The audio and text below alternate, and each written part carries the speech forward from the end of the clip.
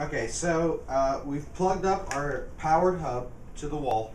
I'm not going to give you a tutorial on that because if you can't figure it out, frankly, shoot yourself. We're going to go ahead and hook up our camera connector kit to the iPad and plug in our MIDI adapter to the hub. So the MIDI adapter plugs into any of the hub's ports that it offers, but the master port, the one that is normally hooked up to a computer, gets plugged up to the iPad. And finally, you have to check this because it's backwards. I assumed that I should plug it in with in because it was going into the iPad, but it's actually, in because it was out because it was out from the instrument, but it's actually in because it's into the iPad. So make sure you plug it in with the MIDI in if your MIDI adapter happens to have MIDI out and in, which I'm pretty sure all of them do. And if you've done it correctly, and make sure your stuff is on too. If you've done it correctly, you'll see this light go steady. And when you press different buttons on here, it'll do different things.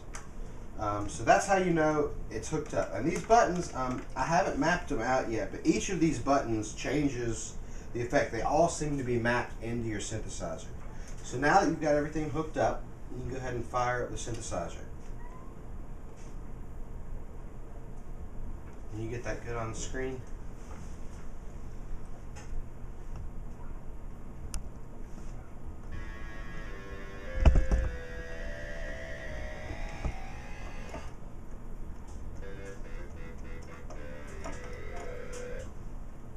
So that's how you hook it up.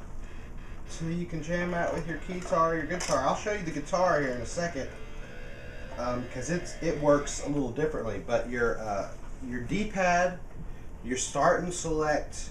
I don't think the PlayStation button does anything, and all four of the face buttons do something. And also, a nifty little thing I noticed was on the keyboard anyway, on the Keytar. There's a slide part right here. That's just a little touch panel right here.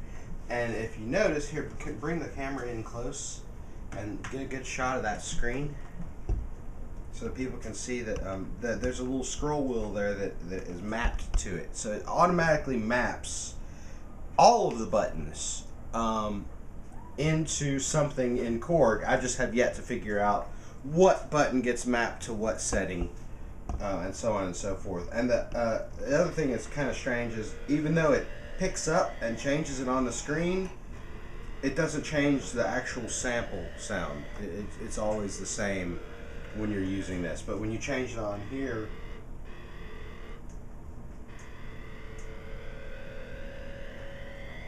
it's a little different.